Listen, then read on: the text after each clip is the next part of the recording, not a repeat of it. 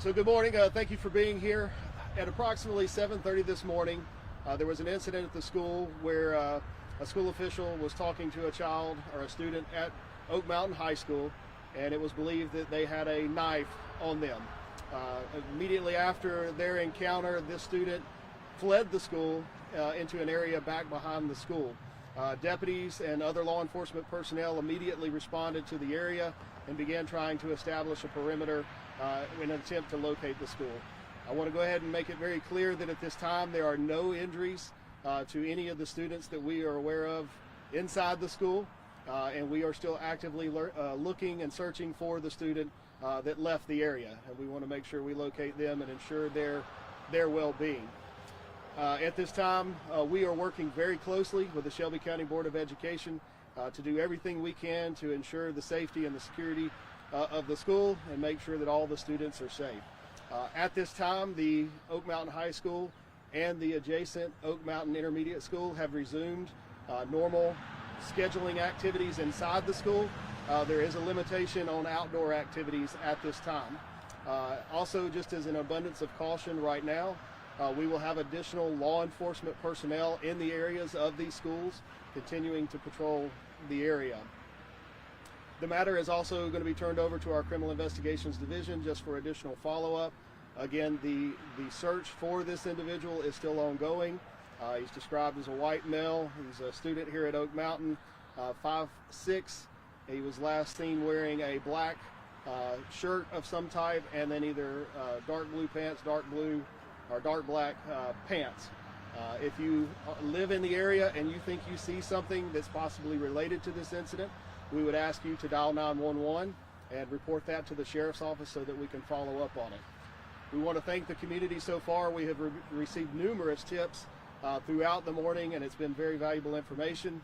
We are continuing to follow up on those tips as we give this interview, and we will update the media and the public as soon as we have some additional information to provide. Also want to just take a moment. We want to thank the Hoover Police Department and the troopers from Aaliyah. They also provided assistance this morning with setting up the perimeter and providing additional security here at the school. So we're always thankful for our other law enforcement partners. Also want to thank North Shelby Fire Department for being on standby in case they were needed for any type of medical reason. Again, just want to stress right now at the school, things have resumed normal activities. The students are returning to school, and again, the Sheriff's Office will continue this increased presence for the remainder of the day here at Oak Mountain High School and the adjoining intermediate school. And at this time, that's really all. Has the student been identified? We are aware of who the student is. We're not at a point where we're prepared to release that publicly, but again, our efforts to locate him are ongoing at this time. Two quick questions. The student, is that the only individual you're looking for? And then also we had some parents asking about the soft lockdown for the intermediate school, just sort of defining what that means. So the soft lockdown that you're asking about, it's really just a situation like I described where the students are continuing to change classes and move about the school really as they normally would. The only difference is really that suspension of going outside for any activities. And again, we will have that increased law enforcement presence outside the schools. And then that student's the only person you're looking for? Yes, sir. At this time, that is the only person that we are looking for.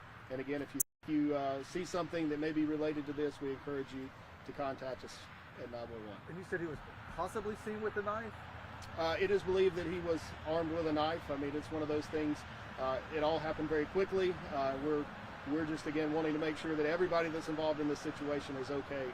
Is he on any type of surveillance cameras? That's not something that I have information available for you right now. When we first started hearing about this, there was some reports that y'all had somebody in custody. Was that? At this time, there is no one in custody, and we are still actively searching for the person that we believed is involved in this incident. What if a student sees this? How can they contact you guys? The easiest way is just at this point to pick up the phone and dial 911, provide the information. Our law enforcement agencies in the area are all familiar with the situation, and that's the quickest and easiest way to provide that. And just for clarification, the time that this started around this morning? It started at approximately 7:30 a.m. Gotcha. Do you know if this kid drove to school, got off of a bus? How did he get here? that's information that I don't have, or that I do not have and cannot provide at this time. All right. We thank y'all for being here, and that's really all we have. And I promise you we'll update you as soon as we have some additional information. Thanks, sir. Cool. Thank you. Thank you much. Cindy, Y'all anything good you with me want to not add? talking?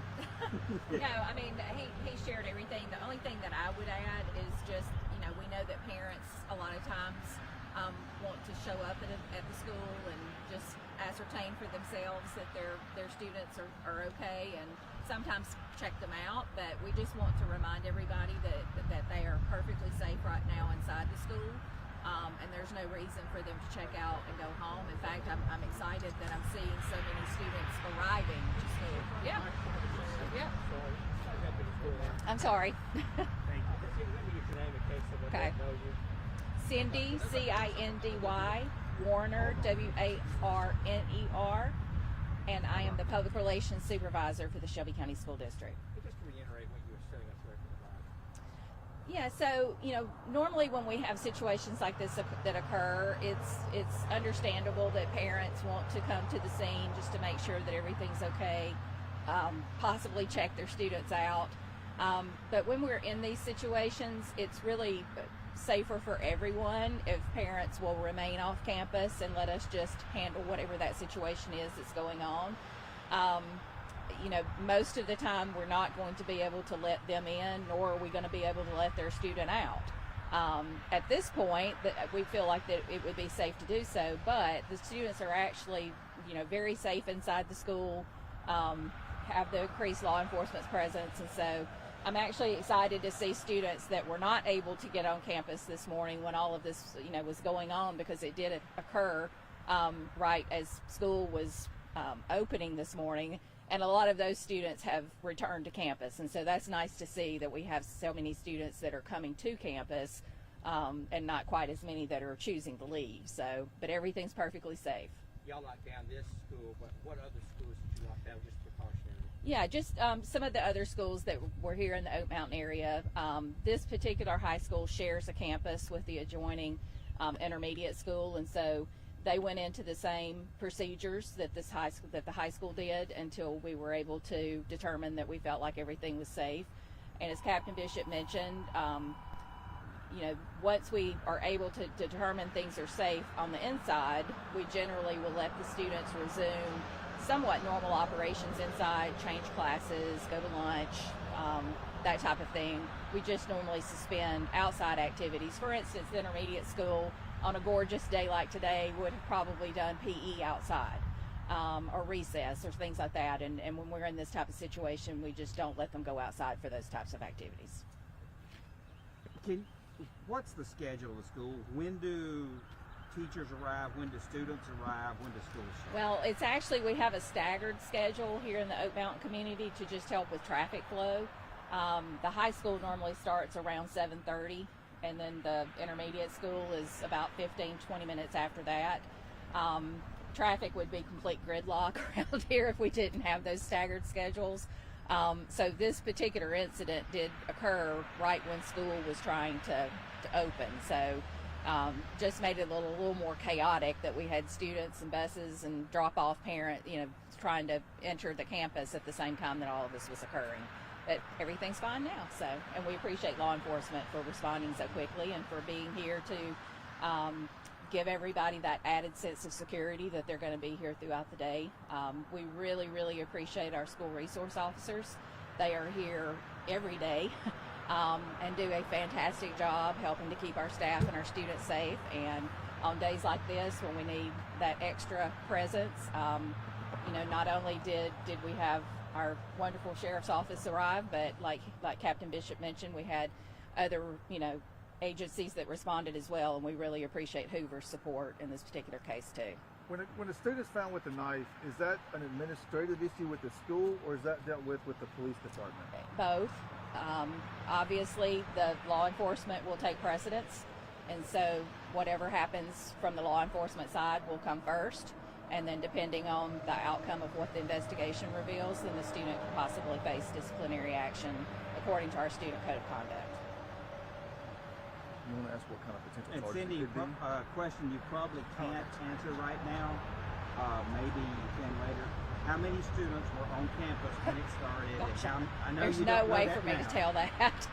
I have no idea. How many have been checked out? I know you won't know that. I could get the checkout numbers for you, but there's really no way for me to be able to tell you exactly how many were on campus at the time, because that was just a very fluid situation. We've also got our special needs prom happening today. I would love to invite y'all to come down to Sterling Castle to see that, because that's always a amazing event. But so we've always got students coming and going for various things, and so that's going to be a little hard for me to determine how many were actually on campus at the time.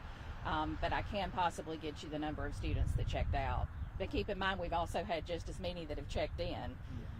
So I can get both sets of numbers for you if I need to. It just may take me a minute. Oh yeah, I understand. It's not something you can get right away. Yeah. If the person is found, do you know what sort of potential repercussions there are for something like this?